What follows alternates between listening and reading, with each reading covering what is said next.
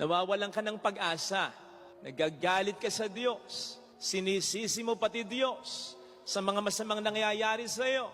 Gumagawa ka ng masama sa iba, sa sarili mo. Ibig sabihin yan, hindi matibay ang pundasyon mo at ang relasyon mo kay Kristo. Kaya niya hinayaan na maranasan mo ang problemang kinakaharap mo ngayon. Kasi alam niya hindi mo kakayanin eh. Pero hindi para sirain ka, kundi para buuin ka. Kita mo, buhay ka pa? Para lang maisip mo, dapat mong tibayan ang pundasyon mo.